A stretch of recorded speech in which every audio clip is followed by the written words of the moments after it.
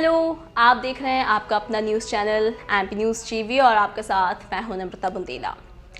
आज हम यहाँ पर एक स्पेशल टॉपिक पर बात करने आए हैं। जी हाँ, क्योंकि काफ़ी दिनों से आप जानते हैं कि एलएसी यानी लाइन ऑफ एक्चुअल कंट्रोल पर भारत और चीन के बीच विवाद की स्थिति बनी हुई है। हालांकि भारत ने अपनी ओर से साफ कर दिया है कि वो हर मसले का हल निकालने को तैयार है बातचीत के जरिए, लेकिन चीन है कि मानने को तैयार ही नहीं। हर बार बैठकें होती हैं, कई बार वार्तालाप हो चुका है दोनों देशों के बीच और सबको लगता है कि अब बस ये फाइनल बातचीत है, लेकिन ऐसा नहीं होता है। फिर कुछ दिनों के बाद खबर आती है कि भारत और चीनी सेना के बीच झड़प हो गई। अभी लास्ट ही 29 और 30 अगस्त की रात में भी यही न्यूज़ सबके सामने आई और फिर इसी न्यूज़ ने एक बार फिर से सबको चौंका दिया था, क्योंकि कई दिनों से सबको लगने लगा था कि अब शायद चीन मान गया है, अब शायद वो अपने कदम पीछे हटाने को तैयार हो जाएगा, लेकिन ऐसा कुछ हुआ नहीं। फिर से झड़प की बात सामने आई और फिर से देशवासियों के मन में गुस्से की भावना जागृत हो गई। हालांकि इसका असर कई बार त्योहारों पर भी देखा गया। अभी जब बीच में राखी का त्योहार आया, उस वक्त भी चीनी राखियों को लेकर सभी ने अपना आक्रोश जताया था कि अब हम चीनी आइटम्स नहीं खरीदेंगे। बाजार में भी दुकानदारों ने, व्यापारियों ने चीनी सामान की बिक्री करना भी बंद कर दी थी, क्योंकि जो कस्टमर्स हैं वो भी जब दुकानों पर आते हैं तो वो देखते हैं कि मेड इन चाइना और फिर बस उसे लेना वो बंद कर देते थे। लेकिन अब सबको लगने लगा था कि शायद अब चीन को इससे समझ में आने लगा है कि वो गलत कर रहा है भारत के साथ और अब वो अपनी हरकतों से बाज आ जाएगा। लेकिन फिर से झड़प की बात जब सामने आई तो देशवासियों का गुस्सा एक बार फिर जागृत हो गया और चीनी आइटम्स को लेकर एक बार फिर जो विरोध है वो भी फिर से शुरू हो गया है। लेकिन आज हम यहाँ पर आपको बता रहे हैं कि भारतीय सेना ने इस बीच क्या तैयारी कर रखी है। भारतीय सेना ने भी अब एलएसी पर अपनी तरफ से पूरी तैयारी कर ली है। बोफोर्स तैनात वहां पर की गई है। क्यों बोफोर्स तैनात की गई? क्योंकि बोफोर्स हमेशा से अपनी क्षमता को लेकर चर्चाओं में बनी रहती है।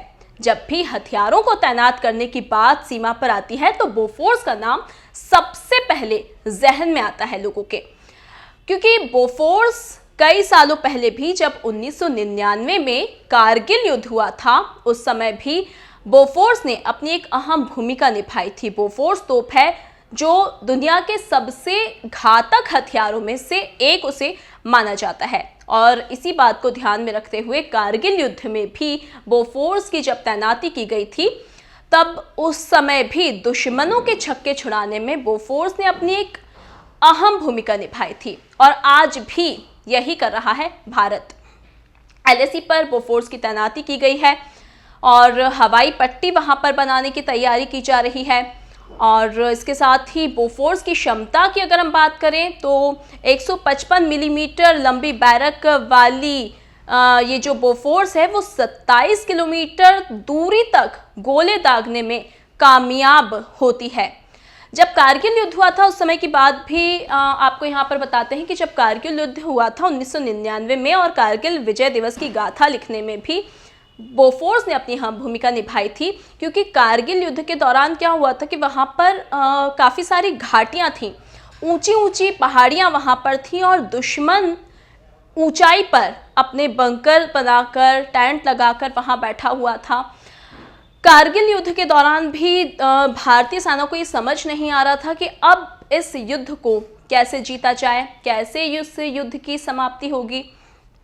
तो उस समय भी जब बोफोर्स की तैनाती हुई तो वो वरदान साबित हुई भारतीय सेना के लिए, क्योंकि -3 डिग्री से लेकर 70 डिग्री के एंगल तक फायर करने में ये सफल होती है। क्योंकि जब ऊंची ऊंची पहाड़ियों पर भी, या यूं कहें कि जब ऊंची ऊंची पहाड़ियों पर भी गोले दागने की बात आती है तो बोफोर्स का नाम सबसे पहले जहन में आता है और भारतीय सेना भी बोफोर्स को प्रायोरिटी देती है ऐसे वक्त में।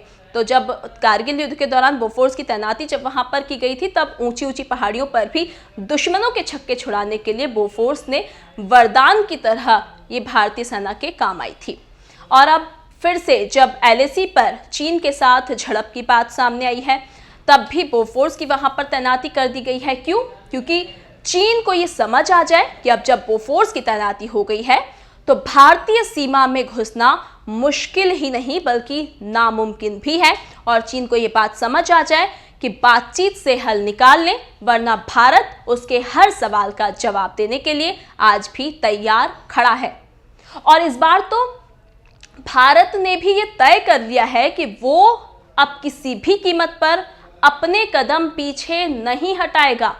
चीन जो भी अब हमला भी करता है तो उसका भी हर तरह से मुंहतोड़ जवाब देने के लिए भारत तैयार है। कई बार बातचीत हो चुकी है, बैठक हो चुकी है, हर तरह से पूरी कोशिश की जा चुकी है, लेकिन अगर अभी भी समझ नहीं आता है चीन को, तो फिर भारत हर सवाल का जवाब देने के लिए, हर हमले का जवाब देने के लिए पूरी तरह से तैयार खड़ा है और अभी भी तैयारियों में लगा हुआ है। पूरी तरह से अपनी मजबूत स्थिति को करने में, यानी कि अपनी पूरी मजबूती के साथ भारत अब खड़ा हो चुका है। चीन अब चाहे हमला भी कर दे तो भारत उसका मुंहतोड़ जवाब देने के लिए अब वहां पर तैयार है। बोफोर्स की तैनाती के साथ ही हमें और आपको तो ये समझ में आ गया है कि अब जब बोफोर्स की तैनाती हो गई है तो चीनी सैनिकों का, चीनी घुसपैठियों का हमारी सीमा में घुसना अब नामुमकिन है। और अब उम्मीद है कि जल्द ही चीन को भी ये बात समझ में आ जाएगी, क्योंकि ये जो बोफोर्स है वो कोई आम नहीं है, आम तोप नहीं है, दुनिया के सबसे घातक हथियारों में से एक मानी जाती है। जब इतना बड़ा कारगिल युद्ध इस बोफोर्स ने जितवा दिया है तो फिर अब LAC पर भी इसको तैनात कर दिया गया है, यानी कि ये कोई मामूली बात नहीं है। मर्सिडीज के इंजन वाली ये बोफोर्स जो है, इसमें 2 इंजन लगे हुए हैं और हर इंजन की जो क्षमता है वो 22 लीटर फ्यूल की है। 2 इंजन इसमें हैं, हर एक इंजन में 22 लीटर फ्यूल आता है और मात्र 14 सेकंड में ही ये 3 राउंड फायर कर देती है और 1 मिनट में तो 60 राउंड तक फायर करती है। और यहाँ तक कि 27 किलोमीटर दूरी तक ये गोले दागती है। इसलिए इसकी क्षमता जो है वो बहुत अधिक है। इसका मुकाबला करना कोई आसान बात नहीं है दुश्मनों के लिए। इसलिए अब चीन को ये समझ आ जाना चाहिए कि जब बोफोर्स की तैनाती LAC पर हो चुकी है तो उसे अपने कदम किस तरह से पीछे हटाने चाहिए। इसलिए चीन को उम्मीद है जल्द ही ये बात समझ आ जाएगी और इस समस्या का हल अब जल्द से जल्द बातचीत के जरिए निकाला जा सकेगा। MP न्यूज़ पर हम तमाम मुद्दों पर बात करने के लिए आपके सामने लगातार पेश होते रहेंगे। नमस्कार।